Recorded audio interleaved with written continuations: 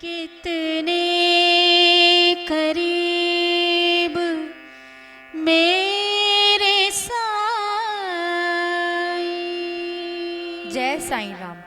कितने करीब मेरे साईं शीर्षक के अंतर्गत साईं भक्त दीदी एक ऐसे साईं दरबार से संबंधित साईं कृपाओं को श्रवण कराएंगी जहां स्वयं साईं आकर विराजे हैं, जहां केवल साईं भक्तगणों को लेकर नौविधा भक्ति का पालन किया जाता है। जय साईं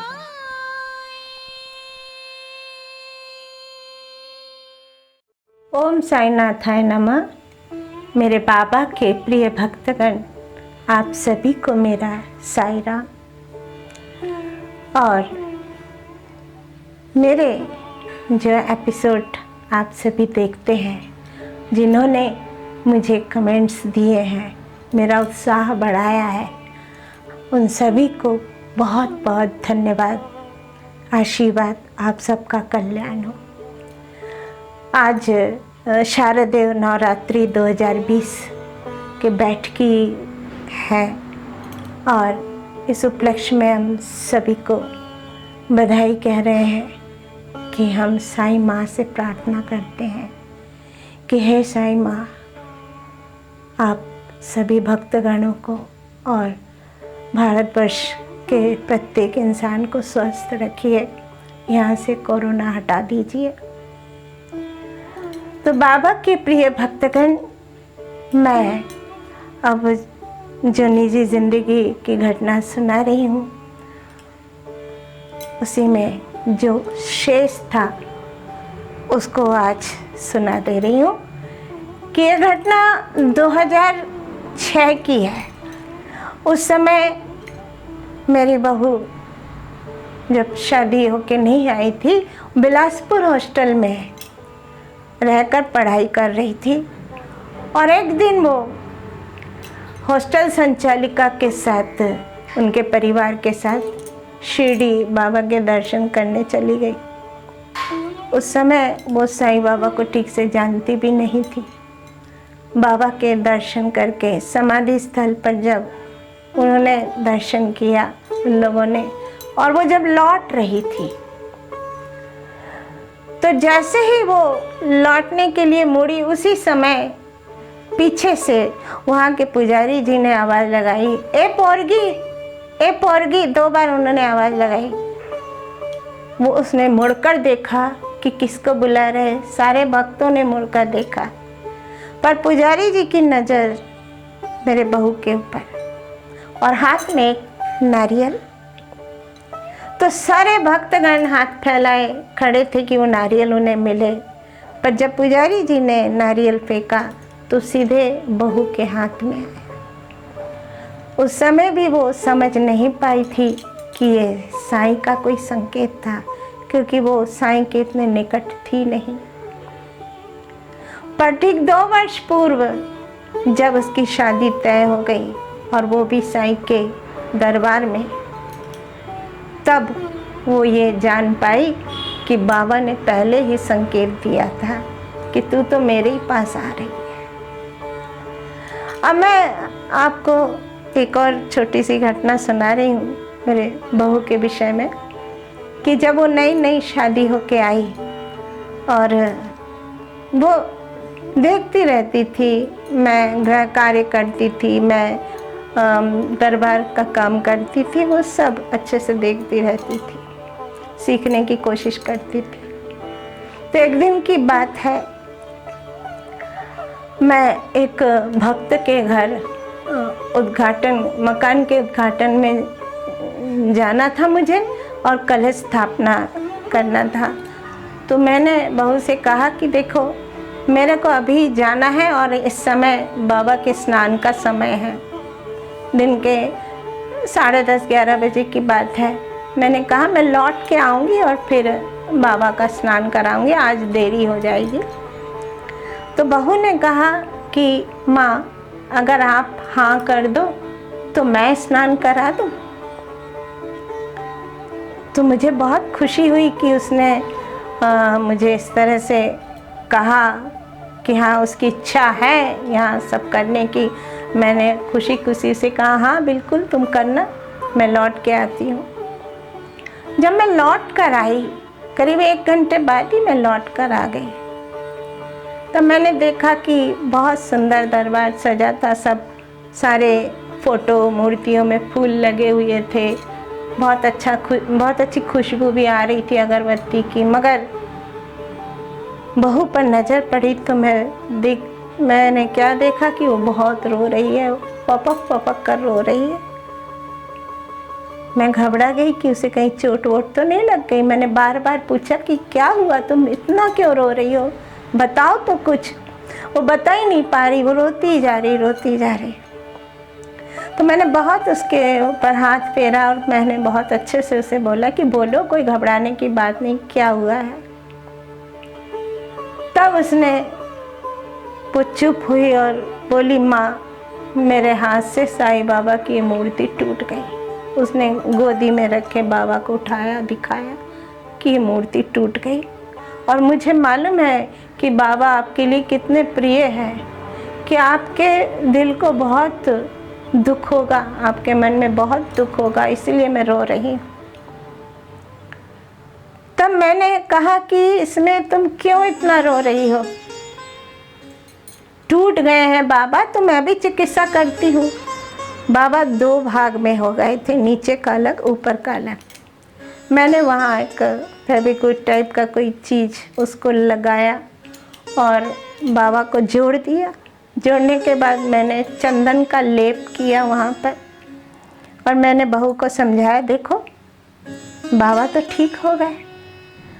तब वो मेरे तरफ देखने लगी, कहने लगी खंडित मूर्ति तो रखते नहीं है माँ। मैंने कहा हाँ, पर बाबा तो हमारे परिवार के सदस्य हैं ना, बाबा अपने भक्तों के घर के सदस्य बन जाते हैं।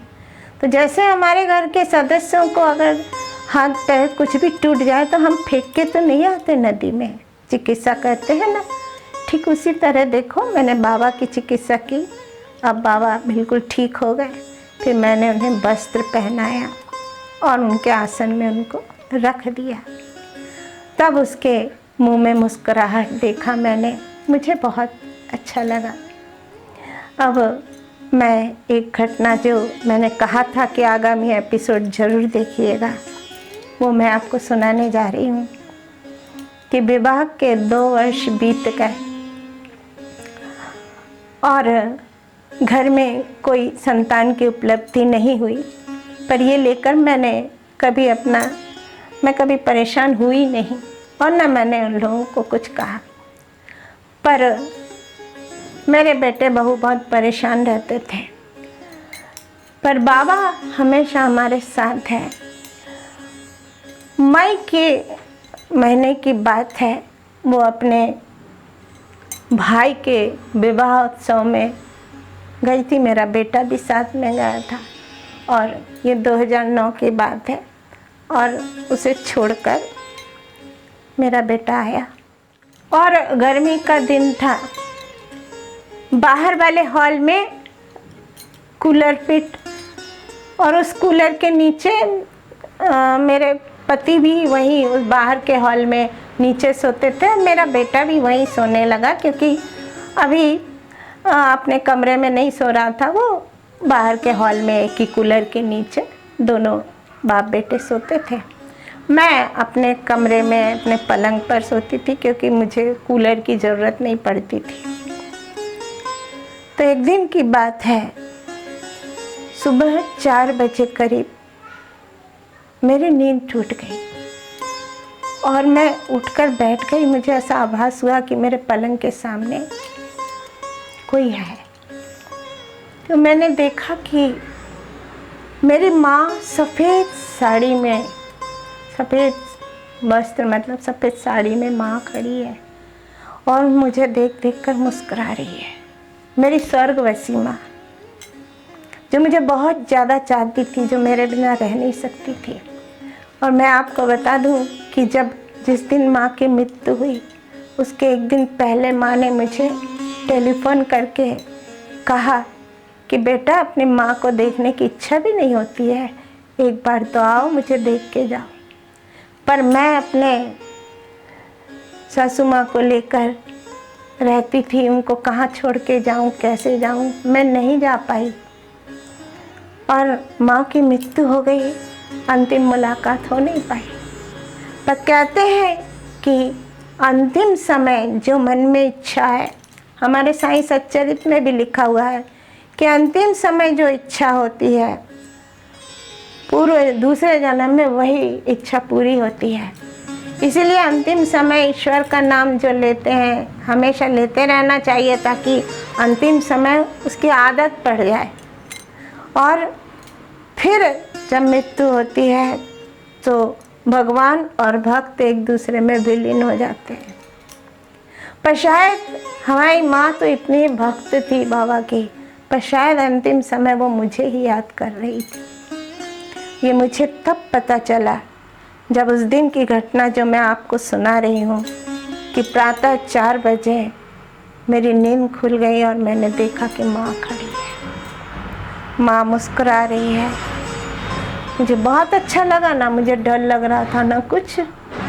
और माँ ने इशारे से कहा कि मैं तेरे घर आ रही हूँ।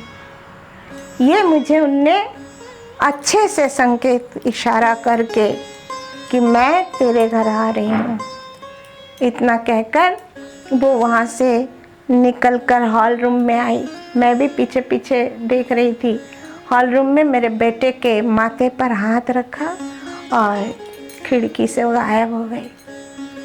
तो ये घटना मैं भूल नहीं पाई आज तक। मैं उस समय जब मैंने उनको देखा, दर्शन किया उनका, मैं अपने पति को, अपने बेटे को मैंने जगा दिया और जगा कर मैंने अपने बेटे से कहा कॉन्ग्रेचुलेशन। वो मेरे तरह आश्चर्य से देखने लगा कि इतने सुबह अंधेरे में माँ मुझे जगा रही है और ये इस तरह बधाई क्यों दे रही है माँ। तभी मेरे पति कहने लगे, अरे उसको कुछ ना कुछ पता चलता ही रहता है, सो जा तू, सो जा।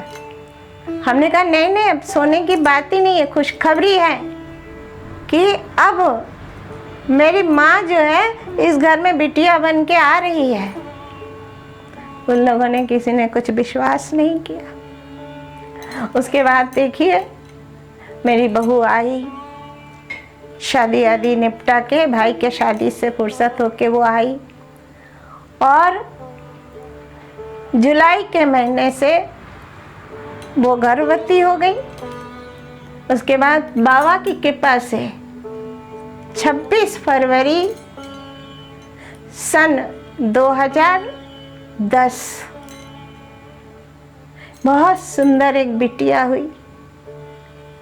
और ठीक वैसे ही उसकी आदत जो पूर्व जन्म में मेरी माता जी बहुत होशियार थी।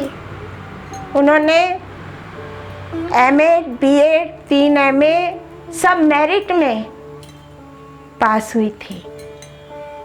और मेरी ये बिटिया जब 10 साल की हो गई है, हर कक्षा में वो मेरिट में आ रही है। बिल्कुल पूर्व जन्म जैसा उसको गुस्सा भी आता है। मेरी माता जी फट से नाराज हो जाती थी, वो भी वैसे ही। तो देखिए लोग विश्वास नहीं करेंगे, पर ये मेरे साथ जो हुआ मैंने आपको सुना दिया। अब आप विश्वास करें या ना करें, 2 साल बाद बाबा ने फिर संकेत दिया कि कोई आने वाली है। और 2 साल बाद फिर एक छोटी सी गुड़िया आई और उसके लिए भी बाबा ने मुझे संकेत दिया था कि वो कुछ खास, मतलब 8 साल की उम्र से पता चलेगा उसकी खासियत। तो ठीक 8 साल की उम्र में पता चला कि वो बहुत अच्छी गायिका है, बहुत हर गानों को वो कैच कर लेती है, बहुत सुंदर तरीके से गाती है, कहीं भी कोई गलती नहीं है। और दिन भर गाती रहती है, दिन भर प्रैक्टिस करती रहती है। शायद लगता आगे चल के वो गायिका बने। जो भी है बाबा का आशीर्वाद है। मेरी छोटी नातिन का नाम है श्रद्धा और बड़ी नातिन जो कि पूर्व जन्म में मेरी माँ थी उसका नाम शर्मिष्ठा। शर्मिष्ठा डॉक्टर साहब ने जहाँ पर जचकी हुई थी उन्हीं डॉक्टर ने शर्मिष्ठा नाम रखा और श्रद्धा स्वयं बाबा ने आकर उसका नाम श्रद्धा रखा। बाबा के प्रिय भक्तगण, एक बात आपसे कहना था कि विधि का लिखा कोई नहीं मिटा सकता। जो हम लिखा के लाए हैं वो होना ही है, उसको कोई टाल नहीं सकता। हम भटकते हैं, बहुत विषम परिस्थिति में न जाने कहाँ कहाँ भटकते हैं, पैसे खर्च करते हैं, पता नहीं सोचते हैं कि कुछ तो शांति मिले, कुछ तो परेशानी दूर हो, पर होता नहीं है। वो जो लिखा के लाए वो होना है। ऐसे समय केवल साईं के शरण में रहने से वो इतनी शक्ति देते हैं कि हम उन परिस्थितियों को सहन कर जाते हैं। और आपसे एक बात और कहनी थी कि अगर आप इन जो मैं सुनाती हूँ इसका अगर शेयर करेंगे तो ये भी बाबा के प्रति एक सेवा होगी। ओम साईं नाथाय नमः। मैं साईं सच्चरित से कुछ सुनाना चाहती हूँ 4 लाइन। यद्यपि बाबा बाह्य रूप से एक फकीर का अभिनय करते थे, परंतु वो सदैव आत्मलीन रहते थे। वे समस्त प्राणियों से प्रेम करते और उनमें भगवत दर्शन का अनुभव करते थे। सुखों का उनको कोई आकर्षण था ही नहीं और ना वे आपत्तियों से विचलित होते थे। उनके लिए अमीर और फकीर दोनों ही एक समान थे। अध्याय 8। ओम साई राम। साचो तेरो ना